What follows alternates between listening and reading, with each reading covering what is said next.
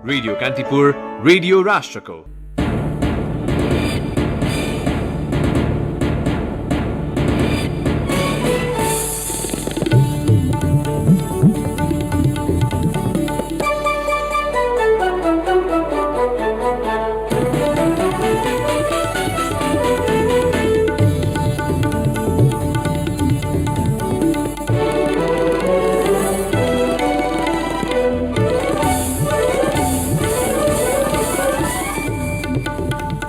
प्रतिनिधि सभा पुनर्स्थापना नहुने प्रधानमन्त्री ओलीको दाबी, कार्यकर्ता संरक्षण गर्न दाहाल नेपाल पक्षले हल्ला फैलाएको आरोप। प्रतिनिधि सभा विघटनको विरोधमा दाहाल नेपाल समूहद्वारा दोस्रो चरणका आन्दोलनका कार्यक्रम सार्वजनिक, नेताहरू सार्वजनिक मञ्चबाटै आरोप प्रत्यारोपमा उत्रिएर राजनीतिक संस्कार गुमाउँदै। पछिल्लो 24 घण्टामा थप 419 जनामा कोरोना संक्रमण पुष्टि, सोही अवधिमा 750 जना कोरोना संक्रमण मुक्त, 6 जनाको मृत्यु। बेलायतमा विकास भएको कोभिड-19 विरुद्धको खोप प्रयोगका लागि भारतको स्वीकृति, बेलायतमा नयाँ स्वरूपको कोरोना संक्रमण दर तीव्र बनेपछि 2 साताका लागि प्राथमिक तहका विद्यालयहरू पुनः बन्द। र प्रधानमन्त्री कप राष्ट्रिय महिला T20 क्रिकेट प्रतियोगिताको उपाधिका लागि प्रदेश 1 र विभागीय एपीएफ भिड्ने। नमस्कार, कान्तिपुर डायरीका साथमा बासु र इन्द्रलक्ष्मी। समाचार अब विस्तारमा। प्रधानमन्त्री केपी शर्मा ओलीले प्रतिनिधि सभा पुनर्स्थापना नहुने दावी गर्नु भएको छ। प्रतिनिधि सभा विघटनको मुद्दा सर्वोच्च अदालतमा विचाराधीन रहेको बेला संसद कुनै पनि हालतमा पुनर्स्थापना नहुने प्रधानमन्त्री ओलीले दोहोर्याउनु भएको हो।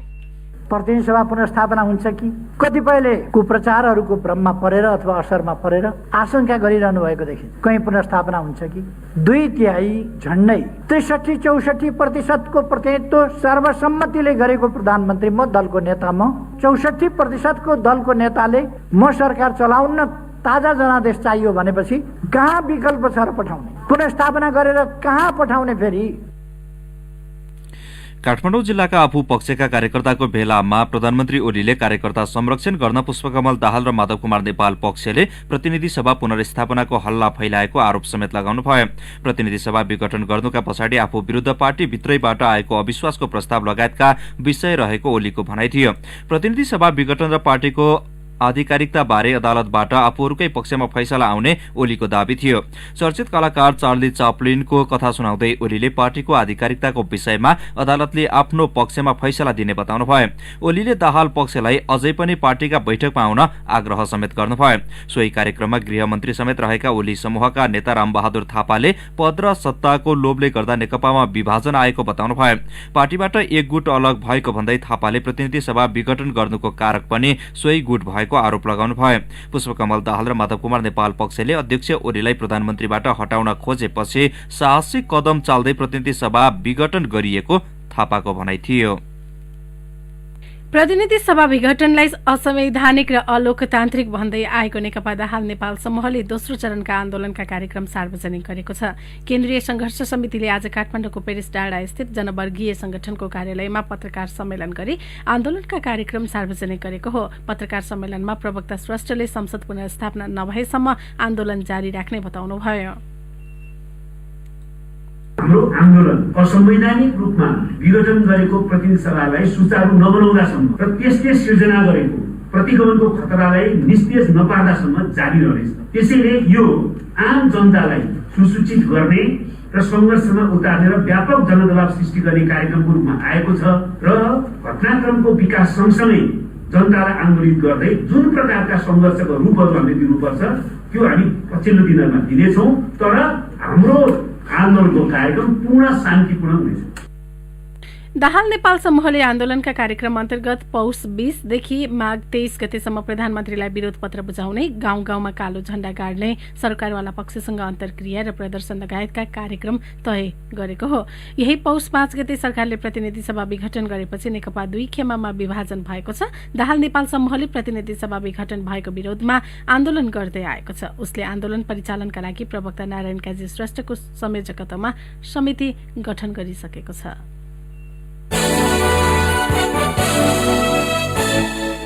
कान्तिपुर डायरीमा अब कान्तिपुर सविस्तार। कान्तिपुर सविस्तार।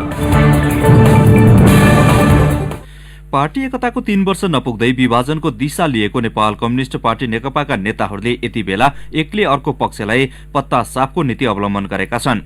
एकै ठाउँमा रहँदा एकअर्काका गल्ती र कमजोरीलाई लुकाउने नेताहरू अहिले सार्वजनिक मञ्चबाटै तल्लो स्तरका शब्द प्रयोग गरेर आरोप प्रत्यारोपमा उत्रिएका हुन्। नेताहरूको यो चरित्रले राजनीतिक संस्कार नै गुमाउँदै लगेको विश्लेषण हुन थालेको छ।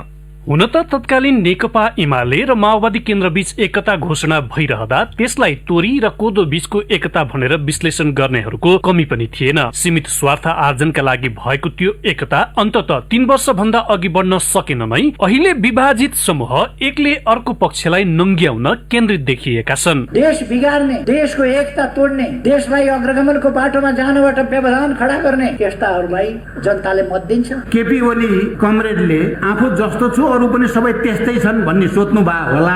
सबै जाली झेली नै हुन्छन्, सबै सेटिङमै चल्छन् भन्ने ठान्नु भएको भने ओलीजी तपाईँ भ्रममा हुनुहुन्छ। पुष्पकमल दाहाल प्रचण्ड र माधव कुमार नेपाल यस पार्टीलाई, यस आन्दोलनलाई ध्वस्त पार्न लाग्नु भएको छ। आज मात्रै होइन, पटक पटक। जुन कारणले केपीमा जनपछि जन अहंकार, जनपछि जन दम्भ, जनपछि जन निरङ्कुश हुने स्थिति बन्यो, त्यही मेरो कमजोरी हो। हुन त राजनीतिमा व्यक्तिगत प्रतिस्पर्धा र आरोप प्रत्यारोपलाई सामान्य प्रक्रियाकै रूपमा लिइन्छ, तर बेतुकका तर्क सहित तुच्छ शब्दबाट एक अर्को पक्षका बीचमा चल्ने जुहारीले खराब संस्कारको सुरुवात गरिरहेको छ। पार्टी औपचारिक रूपमै विभाजनको बाटोमा लागेपछि प्रधानमन्त्री केपी शर्मा ओली, नेकपा अध्यक्ष पुष्पकमल दाहाल र माधव कुमार नेपाल बीचको घोचपेचले स्वयं तिनै नेता र दलको समग्र प्रवृत्तिलाई उजागर गराइरहेको छ। तपाईमा लोकतान्त्रिक आचरण रहेनछ, कम्युनिस्ट आचरण रहेनछ, न लोकतान्त्रिक आचरण छ तपाईमा, न कम्युनिस्ट संस्कार छ तपाईमा। गाली गरेर हिँडेका छन्, मुख छाडेर हिँडेका छन्, दुलाबाट फुटफुट निस्किँदै खटेपटे गर्दै हिँडेका छन्। यो सबै हिसाब, यिनको विगतको हिसाब जनताले राखेको छ। उहाँको सिद्धान्त मार्क्सवाद लेनिनवाद र गणतन्त्रको सिद्धान्त होइन, बैलगाडावाला सिद्धान्त। बैलगाडा चढेर अमेरिका जान सकिँदैन भन्ने सिद्धान्त मलाई थाहा थियो। उहाँ संघीयताको विरोधी हो भन्ने पनि मलाई थाहा थियो। जहिले पनि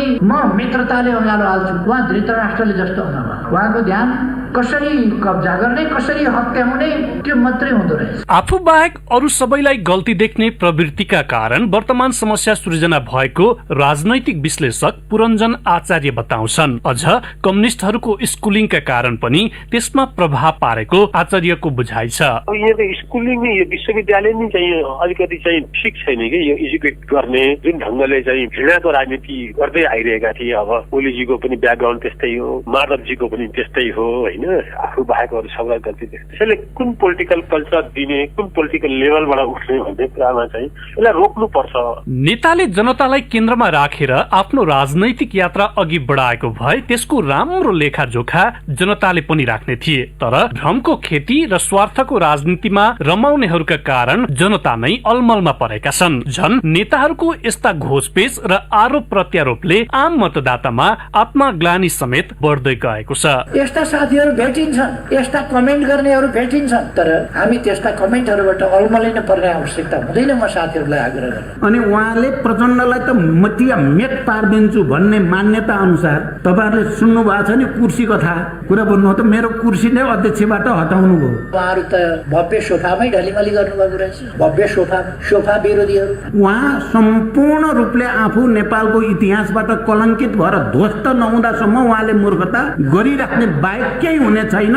दुईजना मान्छेका स्वार्थ, महत्वाकांक्षा, पद पैसा र परिवारका लागि मरिमेट्न तयार हुने दुईजनाका पछाडि सती नजानुहोस्। राजनीतिमा गुम्दै गएको नैतिकताको असर छताछुल्ल बाहिर देखिन थालेको छ। जनमोर्चा अध्यक्ष चित्रबहादुर केसी यसलाई राजनैतिक विचलन र सोचाइको दरिद्रता मान्छन्। यो त नेपाली चाहिँ राजनीतिको चाहिँ दरिद्रता हो। अब मिलेर खानगरी मिल्नु पर्ने, अनि चाहिँ विवाद भएपछि जे मुला केही भन्ने यो सांस्कृतिक धरातलमा आएको चाहिँ विचलन हो। विश्लेषक आचार्य पनि केसीको भनाइमा सहमत छन्। अझ यो प्रवृत्तिले हिंसा र झडपको अवस्थासम्म पुर्याएका उदाहरण विश्व राजनीतिमा रहेकाले त्यो सम्भावना पनि कायमै रहेको आचार्य बताउँछन्। नेपालमा पोलिटिकल कल्चर कुन लेभल, कुन तहमा गएर चाहिँ उक्लिन सक्छ भन्ने एउटा उदाहरण पनि हो। एउटा यो कम्युनिस्ट पार्टीहरूको चाहिँ छुट्टै किसिमको तल्लो स्तरमा गाली गलोचको पनि असभ्य किसिमको देखिन्छ। यो ढङ्गको राजनीतिले चाहिँ हेर्न सडकमा ठुलो हिंसा हिंसा भएको छैन, आपसी हिंसा जुन चाहिँ अब अरू कम्युनिस्ट कन्ट्रीहरूमा चाहिँ हिंसा पनि भएको देखिन्छ। ईमान र प्रतिष्ठा खोज्दै हिँड्ने विषय होइन,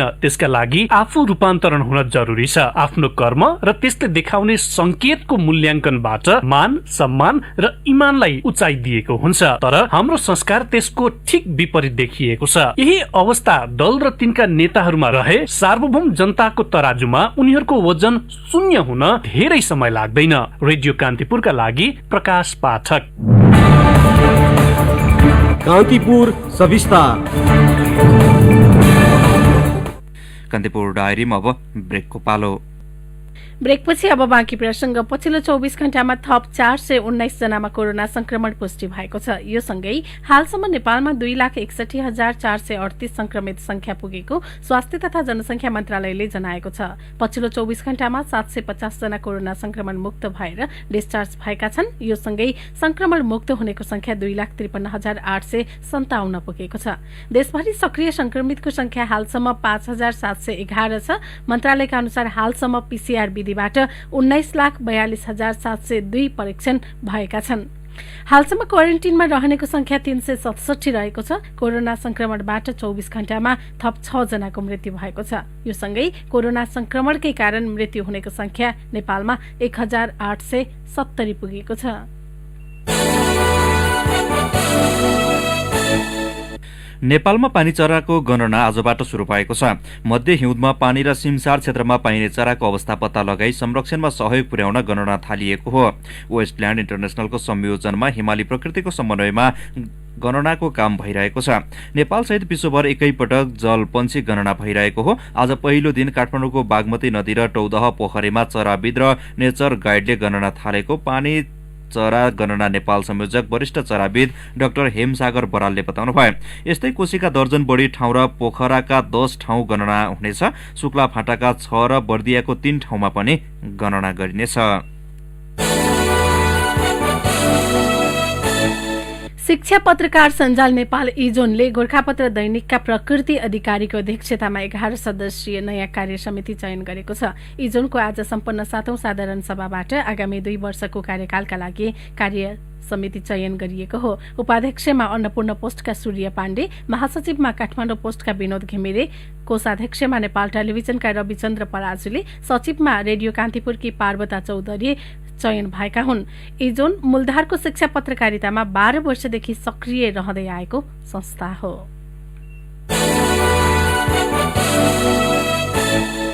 सरकारले करोडौं लगानी गरेर गर्भवतीसँगै मातृ स्वास्थ्य कार्यक्रम देशैभर लागू गरेको छ। तर दोलखाका दुर्गम गाउँ बस्तीका गर्भवतीले स्वास्थ्य सेवा नपाउँदा घरमै सुत्केरी हुन बाध्य छन्। अर्कोतर्फ पोषण अभाव र घरमै सुत्केरी गराउने बाध्यताले अपाङ्गता भएका बालबालिकाहरू जन्मने क्रम बढ्दो छ। थप विवरणसहित दोलखा सहकर्मी केदार शिवाकोटी। दोलखाको गौरशंकर गाउँपालिका 8 बाबियो डाँडाकी दुधीमाया तमाङका 4 सन्तान मध्ये 2 सन्तान अपाङ्ग छन्। उनले 4 सन्तान घरमै जन्माइन्। 4 सन्तानकी आमा बनेकी उनी अहिलेसम्म स्वास्थ्य चौकी टेकेकी छैनन्। उनी मात्र होइन, यो गाउँका 22 परिवारमा कोही न कोही अपाङ्ग छन्। घरमै प्रसुति गराउँदा यो गाउँका धेरैले ज्यान गुमाएका छन्। हिमाली क्षेत्रमा स्वास्थ्य चौकी पुग्न घण्टौं हिँड्नुपर्ने बाध्यता एकातिर छ भने अर्कोतिर स्वास्थ्य संस्थामा स्वास्थ्य कर्मी भेटिँदैनन्। तर सरकारले भने गर्भवती महिला र बच्चाका लागि विभिन्न कार्यक्रमका नाममा करोडौं रकम खर्च गरिएको छ। तर दुर्गममा भने अवस्था निकै भयावह छ। खर्च नहुँदा स्वास्थ्य सेवा लिन नपाएको गुनासो गर्छिन् बाबियो डाँडाकी दुधीमाया तमाङ र देवीका तमाङ। अहिले कान्छो छोरा छ, माइली र कान्छी चाहिँ यस्तो छोरा पनि हिँड्छ, दुईटा यस्तो। त्यतिखेर अब सानै थियो, जोर हुनाले पनि अब लान सकिएन सर, के गर्नु, यस्तै हो। दोलखाको दुर्गम क्षेत्रमा अपाङ्गता भएका बालबालिका धेरै भेटिन्छन्। यस्तै महिला तथा बालबालिका कुपोषणको शिकार समेत हुने गरेका छन्। सरकारले स्वास्थ्य चौकी बनाइदिए पनि अझै प्रसुति सेवा र दुर्गममा जनचेतनाका कार्यक्रम नहुँदा परम्परागत घरमै प्रसुतिले गर्भवती महिलाले जोखिम मोलिरहेको बताउँछिन् डाक्टर होल्सा पौडेल। धेरैजना बालबालिकाहरूलाई स्क्रिनिङ गर्यौँ, जुनमा चाहिँ हामीले धेरै जसो बच्चाहरूलाई चाहिँ अपाङ्गता फिजिकली डिसेबिलिटी भएको बच्चा देख्यौँ, जुनमा चाहिँ के देख्यो भने आमाहरू गर्भवती भइसकेपछि होम डेलिभरी नै गरेको देखियो है। त्यसकारण हामीले आमाहरूलाई चाहिँ गर्भवतीको बारेमा जानकारी गराउनु पर्यो होइन। अनि सेल्फ डेलिभरी कसरी हुन्छ त्यो सिकाउनु पर्यो। सरकारले मातृ शिशुको सुरक्षा कार्यक्रम घर दैलो अभियान सञ्चालन गरे पनि दोलखाका दुर्गम भेगमा त्यसको कुनै प्रभाव देखिएको छैन। गौरीशंकर गाउँपालिकाको खारेमा गरेको एक दिने स्वास्थ्य परीक्षणमा 60 महिला मध्ये 35 जनामा पाठेघर खस्ने रोग रहेको बताउँछन् डाक्टर विनोद दङ्गाल। यही तथ्यलाई आधार मान्दा पनि दुर्गम क्षेत्रमा रोग लुगाउने समस्या समेत भयावह भएको डाक्टर दङ्गालको भनाइ छ। महिलाहरूको अवस्थामा चाहिँ धेरै जस्तोको चाहिँ के पाइयो भने चाँडो चाँडो बच्चा पाउने, धेरैवटा बच्चा पाउने, जसले गर्दाखेरि चाहिँ पाठेघर चाहिँ सजिलै खस्ने, जसले गर्दाखेरि चाहिँ सेतो पानीहरू जाने अनि बेसरी तल्लो पेट दुख्ने यस्तो खालको समस्याहरू चाहिँ समग्र रूपमा देखियो। 60 जना महिलामा चाहिँ लगभग 40 जनाको त्यस्तो समस्या छ भनेपछि लगभग धेरै पर्सेन्टेजलाई चाहिँ यो छ भन्ने अन्दाज गर्न सकिन्छ। मातृ शिशु कार्यक्रममा हुने सरकारी र गैर सरकारी संस्थाको रकम अधिकांश सदरमुकाम र सुगम क्षेत्रमा गोष्ठी तालिममा सक्ने गरेका छन्। संघीय प्रदेश स्थानीय तहले स्वास्थ्य क्षेत्रमा करोडौं रकम खर्च गरिरहेको भने पनि दुर्गममा स्वास्थ्य सेवा र जनचेतना पुगेको छैन, जसका कारण गर्भवती महिला जोखिम मोलेर घरमै प्रसुति गरिरहेका छन्। रेडियो कान्तिपुरका लागि केदार शिवाकोटी, दोलखा। कान्तिपुर डायरीमा अब तनहु डायरीको पालो। तनहु डायरीमा प्रताप राणा मगरको नमस्कार। म्याग्दे गाउँपालिका 2 उमाचोक गाउँ सुन्तला खेतीका लागि जिल्लाकै नमुना बगैँचाको रूपमा स्थापित भएको छ। अन्य क्षेत्रका सुन्तला उत्पादनमा भारी ह्रास आए पनि सो क्षेत्रमा नगर्ने मात्रामा उत्पादनमा कमी आएको जिल्ला कृषि ज्ञान केन्द्रले जनाएको छ। कृषकले वार्षिक 5 लाखदेखि 65 लाखसम्म आमदानी गर्छन्।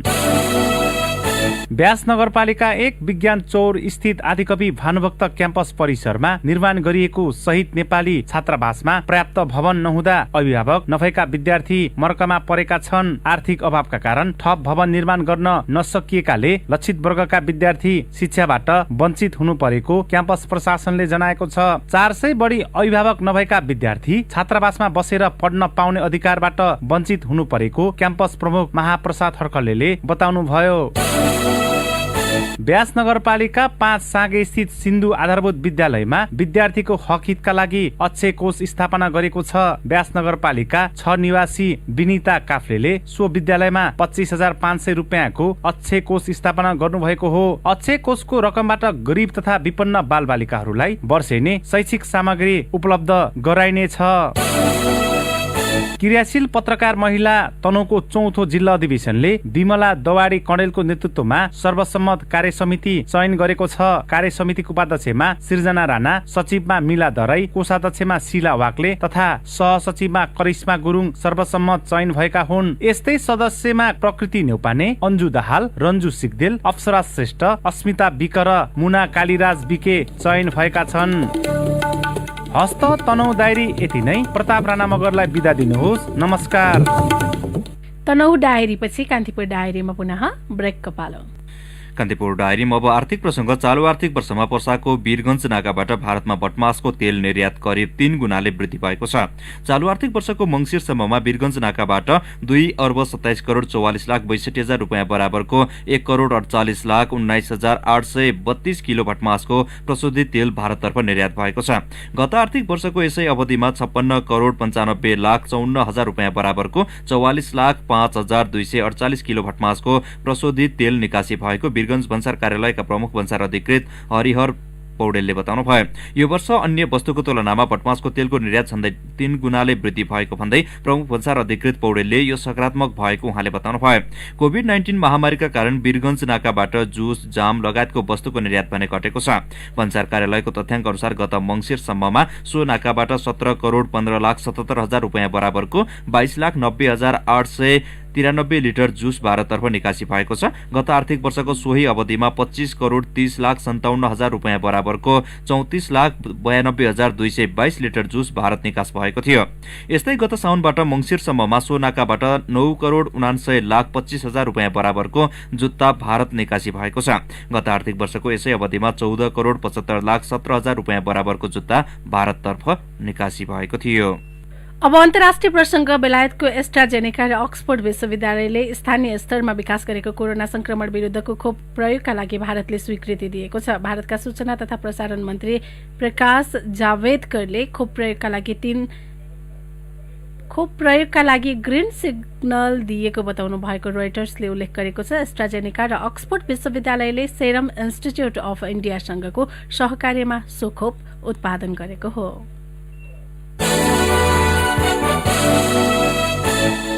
कोरोना भाइरसको संक्रमण फैलिने क्रम पुनः तीव्र भएपछि फ्रान्स सरकारले 15वटा प्रान्तमा आजबाट लागू हुने गरी साँझ 6 बजेदेखि नै कर्फ्यू लगाउने भएको छ। फ्रान्सेली सरकारका प्रवक्ता ग्राबियल अत्तलले कोरोना भाइरस फैलिने क्रम तीव्र देखिएकाले ती प्रान्तलाई उच्च निगरानीमा राख्नुपर्ने भन्दै कर्फ्यूको आवश्यकता उल्याउनु भएको हो। यसअघि राति 8 बजेबाट कर्फ्यू लगाउने तयारी गरिएको थियो।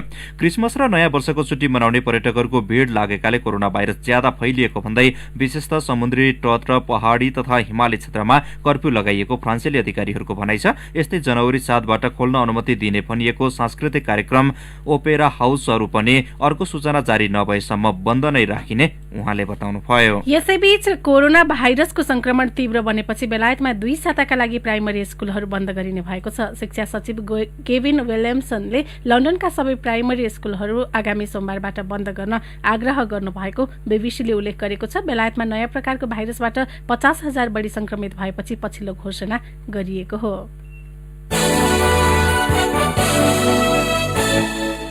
अब खेल प्रसंग। प्रधानमन्त्री कप राष्ट्रिय महिला टी20 क्रिकेट प्रतियोगिताको उपाधिका लागि प्रदेश 1 र विभागीय एपीएफ बीच प्रतिस्पर्धा हुने भएको छ।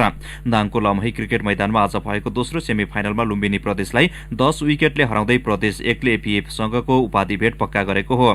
लुम्बिनीले दिएको 53 रनको लक्ष्य प्रदेश 1 ले 8.5 ओभरमा बिना विकेटको क्षेत्रीमा भेट्टायो। उसको जितमा अभिजित रहँदै कप्तान रुबिना छेत्रीले 26 र काजल श्रेष्ठले 22 रनको योगदान गरे। यसअघि पहिले ब्याटिङमा उत्रिएको लुम्बिनी 14.1 ओभरमा 52 रनमा समेटिएको थियो। नीतू भण्डारीले सर्वाधिक 21 रन बनाएको लुम्बिनीको इनिङ्समा अन्यले दोहोरो अङ्कको स्कोर छुन सकेनन्। प्रदेश 1 की संगीता राई र नेगमा तामाङले समान 2 तथा रुबिना छेत्रीले 1 विकेट लिइन्। लुम्बिनीका 5 ब्याट्सम्यान रन आउट भएका थिए। यसअघि आजै भएको पहिलो सेमी फाइनलमा सुदूरपश्चिम प्रदेशलाई 9 विकेटले हराउँदै विभागीय एपीएफ फाइनलमा प्रवेश गरेको थियो। सुदूरपश्चिमले दिएको 61 रनको लक्ष्य एपीएफले 15 ओभरमा 1 विकेट गुमाएर पूरा गरेको हो। खराब मौसमका कारण 16 ओभरमा छुट्याइएको खेलमा टस जितेर पहिले ब्याटिङ गरेको सुदूरपश्चिम प्रदेशले निर्धारित ओभरमा 7 विकेट गुमाएर 60 रन मात्र बनाएको थियो। सुदूरपश्चिमका लागि मध्यक्रममा ब्याटिङ गर्न आएकी कविता जोशीले 21 बलको सामना गर्दै 2 चौका सहित 22 रनको योगदान गरिन्। बोलिङतर्फ एपीएफका लागि करुणा भण्डारीले सर्वाधिक 3 विकेट हात पारिन्। एपीएफ र प्रदेश 1 बीचको उपाधि भिडन्त भोलि हुनेछ। हवस् त यिनै प्रसङ्गसँगै कान्तिपुर डायरीका आजका हाम्रा सम्पूर्ण बुलेटिन यही सकिएका छन्। भोलि बिहान 6:30 बजे हाम्रा नियमित बुलेटिनका साथमा उपस्थित हुनेछौँ। तबसम्मलाई बासु र इन्द्रलक्ष्मी बिदा हुन्छौँ। नमस्कार, शुभरात्रि।